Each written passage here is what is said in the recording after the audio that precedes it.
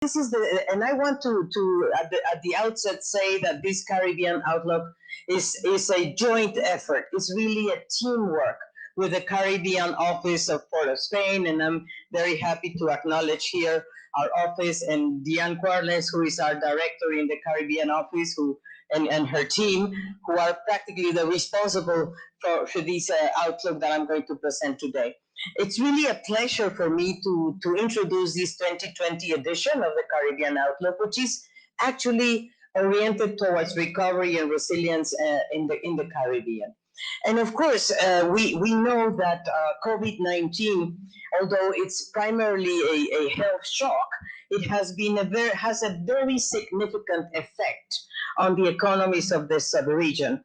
And while the Caribbean has done quite well in terms of health, the other side, I would say, the economic cost has been huge and very important. And I have to say that almost all Caribbean countries will contract growth, of course, with the exception of Guyana. And we know that Guyana, due to the very good privilege of having oil, but in any event, Guyana is also going to shrink its growth. But overall, the region is going to fall 6.9%, and excluding Guyana, of course, which is lower than the average of the region.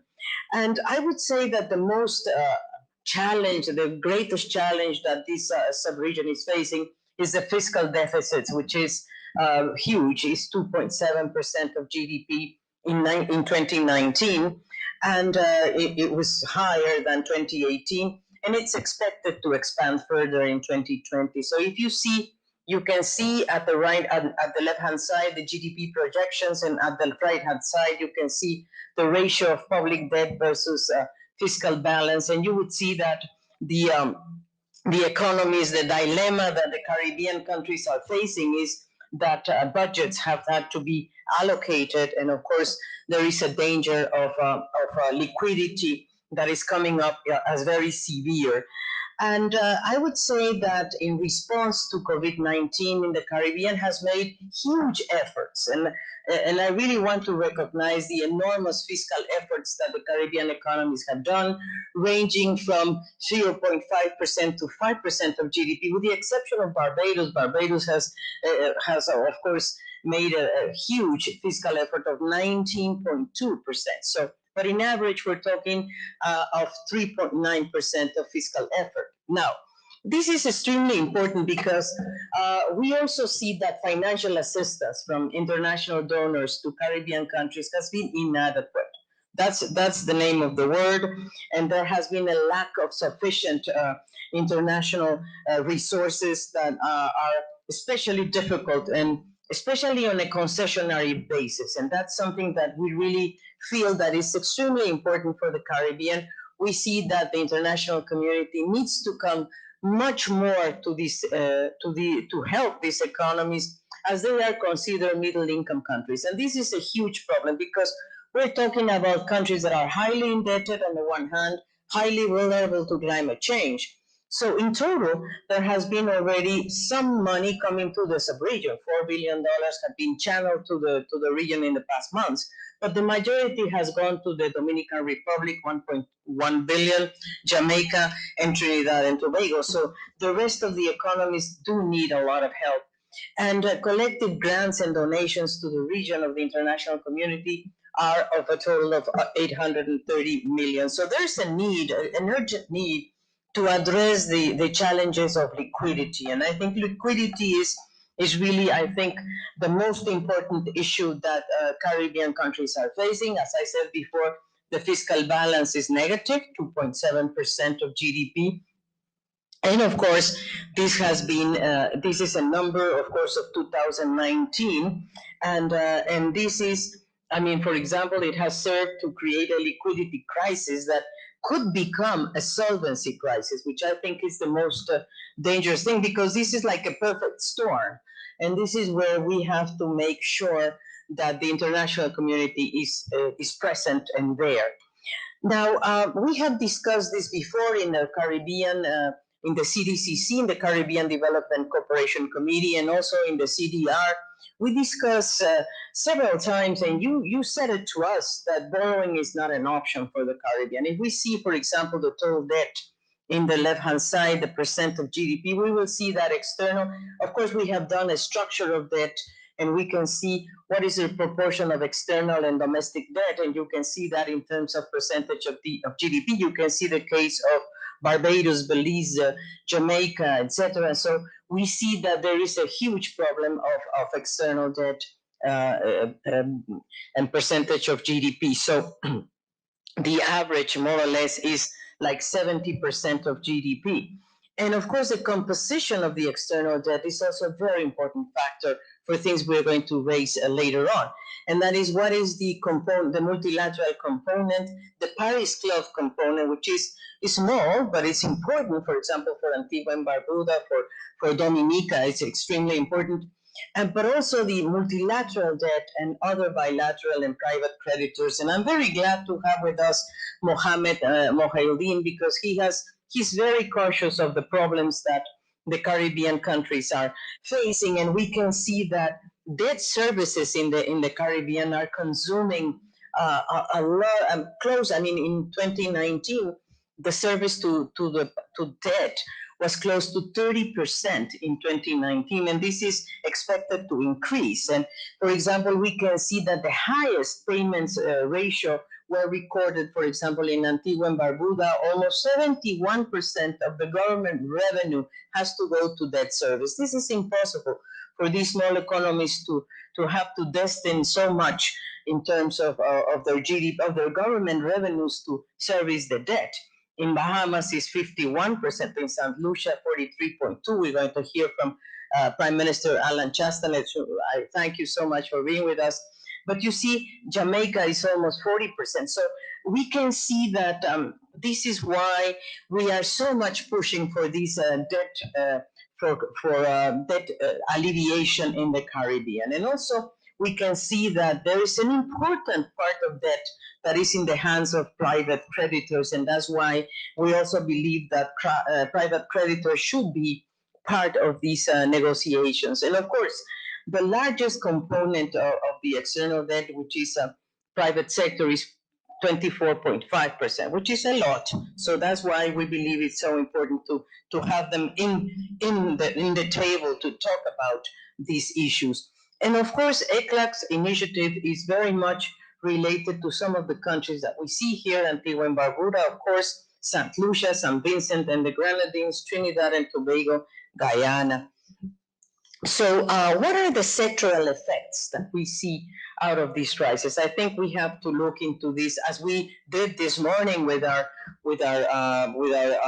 document that we are presenting about building the future, a recovery that has sustainability and equality at the center. And I have to say that, for example, in terms of sectors, we can see that one of the most affected sector in the Caribbean is tourism. And we can see that the direct impact in GDP growth on tourism is really going to be between 6.6 and 8.6% contraction. And we have built three scenarios: the optimistic scenario, two scenarios, I'm sorry, the base scenario where we are now, and what is the optimistic scenario and the pessimistic scenario. But in all scenarios, the drop of tourism is very high. And on the other end, on the right-hand side, we see also the direct and indirect impacts of GDP growth of the energy sector. We can see here that two countries, in fact, Trinidad and Tobago and Guyana, are going to be very hardly hit. We can see that total impact on the energy sector is expected to be 5.8 in Trinidad and Tobago and minus 11% for Guyana. And again, we have these two scenarios, pessimistic and optimistic. But of course, and also we have calculated the direct impact and the indirect impact, which is also so important, because at the end of the day, we are talking here of I would say of a very important point in the value chains that has to be included. Now, what is the impact of COVID on the health sector? I think this is extremely important. We can see that the total economic impact of COVID on the health sector in the Caribbean countries during the first quarter of 2020 has been $260 million. And we have, in certain way, disaggregated the costs in terms of how much it belongs to prevention, how much to testing, to treatment, to infrastructure. And we can see that the majority has gone to treatment, and it represents almost 42% of total expenditures, while prevention represents 25%. So when we combine prevention with testing, we will have almost half of the expenditures have gone to these two components. So, and these costs will probably increase once the vaccine is made available. So that's something that we need to factor in. Now, I think the connected to tourism, the greatest impact of COVID has been on transportation.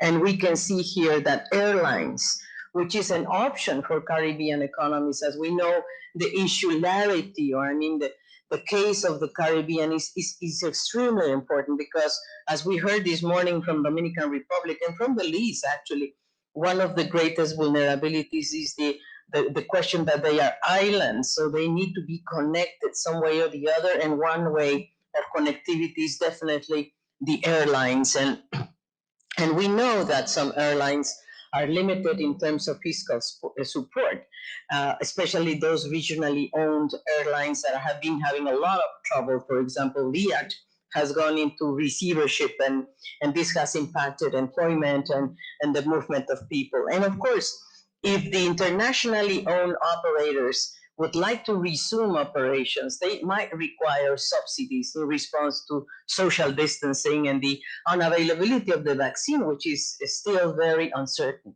And of course, the cruises, which is the other mechanism by which the Caribbean islands were connected. We don't see any option at the moment in terms of the cruise sector activity before the availability of the vaccine. And of course, all this is connected to the commercial shipping, because the route consolidation due to the excess capacity has increased during COVID-19.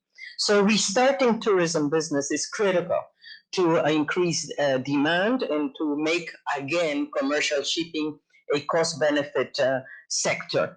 So overall, the options are very limited, and Caribbean countries will need to undertake advocacy, lobbying, and brand promotion in the region to increase transportation demand and cost effectiveness. And this, I think, needs a joint voices and collective action from the Caribbean, but of course from the rest of the region as well. So this is something that I wanted to put on record, that I think the region has to come up to the solidarity of the Caribbean. And of course, the socioeconomic impacts of COVID, we can reflect that in one case, which is very much pointing in the case in point, which is the inequality in access to education. You can see here that the temporary closure of all education facilities is impacting almost 12 million students or learners in 29 Caribbean countries. We're talking here about the interruption in classes, which is costing already $119 million in 26 countries. And we see gaps, cancellations of assessments, of examinations, gaps in childcare, housework, which is also putting a lot of pressure on women, indirect impacts on nutrition, unintended on healthcare systems. And of course, dropout rates are growing. And of course, we know that this is also potential in terms of child labor, because once they drop out of school, many of them go to work. And this is basically happening among the poorest children and adolescents. And of course, confinement and other pressures on families are putting pressure on the violence against women. So we definitely believe that this is very important to look into, because this is going to be a source of inequalities, and that's basically one of the skills gap, which is so huge in the Caribbean, is something that we are very worried about. And of course, the vulnerability to climate change and disasters. Look at this. Climate change and disaster shocks are a major challenge. The Caribbean is spending around $3 billion annually in damage and losses, increasing the fiscal burden. We at ECLAC are the ones doing this damage and loss assessments of many of your countries, and we know these figures very well. So there is an urgent need to address climate financing, because many people might think that the Caribbean is highly indebted because fiscal discipline is not there or whatever, but really one of the sources of this fiscal burden is precisely the costs of the disasters and of course the damage and losses and the restoration. So we need to look into this, and of course, how do we factor in disaster risk reduction through preparedness and risk management for building forward better? The Caribbean doesn't need to build back. The Caribbean needs to build forward, because that's the problem with the Caribbean. We don't want to build the bridge in the same place where that bridge was destroyed by the hurricane. We need resilient infrastructure. So risk management has to be part of the strategies at the sectoral sector, especially in agriculture, but also in infrastructure at the coastal areas. We said this morning that many countries of the Caribbean and many people in the Caribbean live below 5 meters below the sea level. So this is a problem. And of course, what are the factors that are required to a jumpstart of the Caribbean economies in the face of this sluggish growth? And first of all, we believe very much, and in line with what we presented this morning, there is an urgency to diversify exports and to expand the sources of international reserves. We know that official reserves are already going down in very important way. So official reserves of at least 6 countries in the Caribbean are below 3 months worth of imports. And this is a source of, I would say, of great vulnerability for the Caribbean countries, because the prolonged border closures and the loss of tourism and energy earnings will exacerbate, importantly, the foreign exchange reserves. And we also see that the current account balance is going to go down from 2.5% to 9.8%. So we are really facing, I would say, inevitably a very important source of problem. And the Caribbean is dependent on remittances, as we know, and this will also cause a loss of the household's income. And I think we are all very worried about that as well. So a major task ahead is definitely how to diversify and expand the trade in both goods and services sectors, and move up the value chain in a meaningful way. So we have analyzed, of course, with the numbers that are available, which are those sectors that have technological intensity in terms of exports for the Caribbean. And of course, which are the resource-based manufacturers, primary products, medium technology manufacturers, and how can we move also in terms of the service trade exports, both in the goods and in the services. How can we move, I would say, a step forward in the value chain in a meaningful way in sectors such as transportation, travel, communication, construction, insurance. I think the Caribbean has enormous opportunities also on the cultural and recreation services and in the government services as well. So I think that we need to work on that, and I think ECLAC stands ready to do that jointly with you, with the Caribbean countries, because geography, of course, is playing a role in this isolation of the Caribbean in relation to the global value chain. So this is where I think the region as a whole needs to come in and definitely step up to the equation and see how this sub-region can take some advantages from Panama, for example, from Central America as well, or for the rest of Latin America as a whole. And the other thing is how to address the declining trends in productivity. I think this is something that we are also quite conscious of, because the Caribbean went from 0.8 trend in labor productivity, GDP per person employed, to minus 0.5%. So we are talking here about the English-speaking Caribbean. Of course, if we go to the non-Spanish-speaking Caribbean, it's even worse. We can talk about from 0.7 to 1% going down. And if we compare this with other middle-income countries, we will see that the Caribbean is much more in a worse situation. So productivity is even higher in other parts of the world with middle-income economies. So there is a very important job to do here in terms of competitiveness that has been in decline.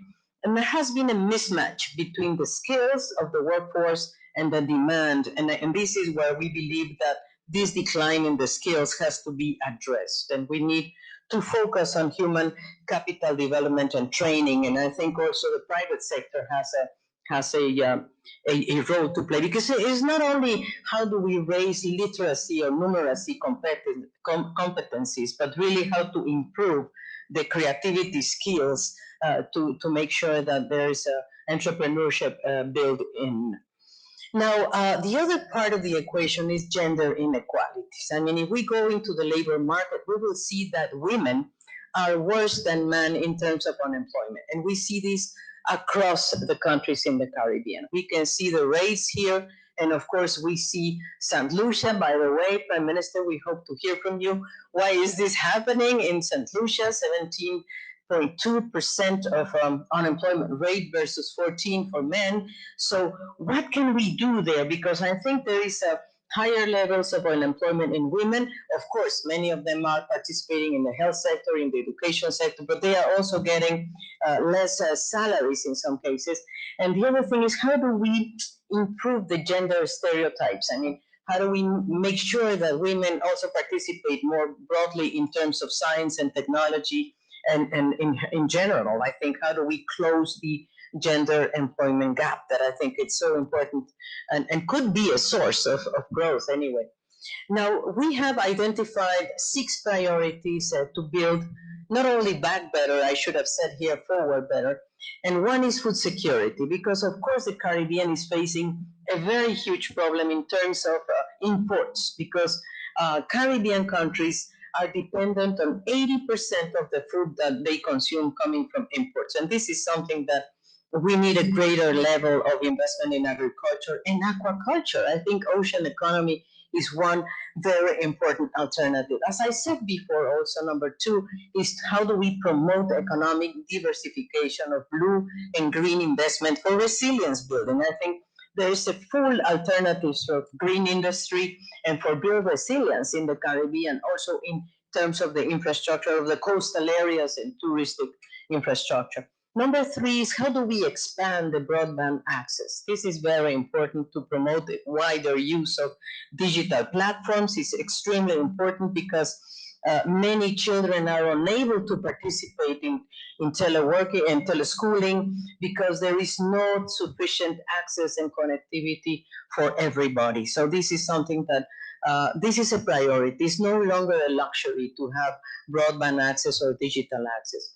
The fourth area is to strengthen risk assessment and disaster management. This is a priority for the Caribbean, and there has to be improved insurance, for example, or the CCRF, and leveraging the community resilience by adapting some practices, indigenous practices that have been there for some time and that can really help the Caribbean countries. The fifth area is how to enhance social protection. There is a need, of course, as we have said in all the other parts of this meeting, that there is a need, an urgent need to provide decent work, job opportunities, social protection, and of course, opportunities to have total access to health, as we know, which is the last area in which we definitely need to because we already, the Caribbean, as I said before, has spent $260 million in the health sector to contain the spread of the virus, but there is a need, of course, to go beyond that and move into prevention and of course, treatment and tracing. I think tracing is another huge area. So I think these are themes that we need to look. So the way forward, some recommendations, of course, are here. Final perspectives on key approach that I hope you will find useful. Number 1 is planning. How do we incorporate careful planning in the Caribbean in terms of recovery? How do we do it carefully? And again, we stand ready to help. And planning should be a state policy. That is, how do we ensure continuity, that it doesn't change when the government changes? but also is data-driven and inclusive with a very strong institutional framework. And thirdly, of course, how to incorporate this in the national sustainable development plans. We are very happy to see that many Caribbean countries are presenting the voluntary national reports, the VNRs, to report on the progress made or not on Agenda 2030. But I think that we need to incorporate the resilience building as one of the main factors to address the risks associated with health and other sectors. And of course, data capabilities is critical to inform the national planning and also to respond. And we are trying to help many of your countries to build up the National Institutes of Statistics. And this is something that we are already doing, and we feel very happy that the Caribbean first, as we have said many times, we have put the Caribbean first in everything we do in ECLAC because, for example, in the statistics conference, Caribbean first. Caribbean needs their capabilities, and the rest of the region should help in the process of building up the national statistical systems. So, and we are very happy to be part of that. Of course, how do we improve the enabling environment? No question about it. I think greater attention should be given to industrial policies to revitalize trade through economic diversification and value chain. Such policies there are some sectors that offer some comparative advantages in the Caribbean: food, beverages, cosmetics, cleaning products, cultural activities, and I would say also health. We even did a study on the medical tourism, we call it, and I think it's very important.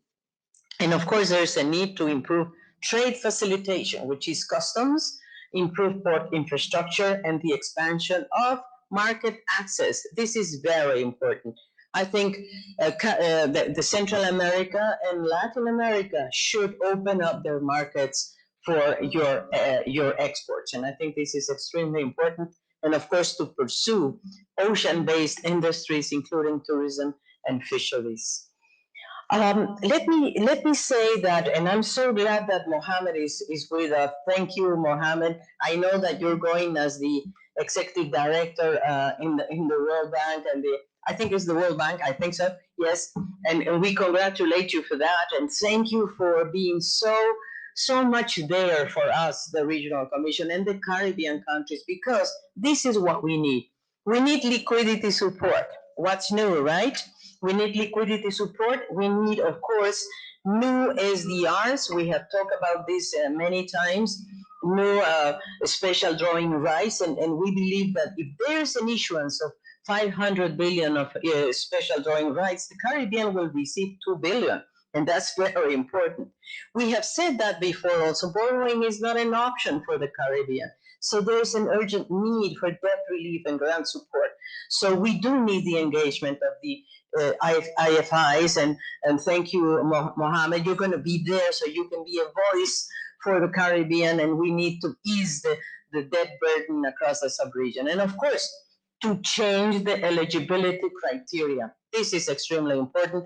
Mia Motley-Amor has already said that the middle-income countries of the Caribbean, we should stop graduation for the time being, number one. But on the other hand, we should review the eligibility criteria for concessional funding based on the vulnerability of the sub-region. I think this is extremely important so they do not fall in the middle-income traps.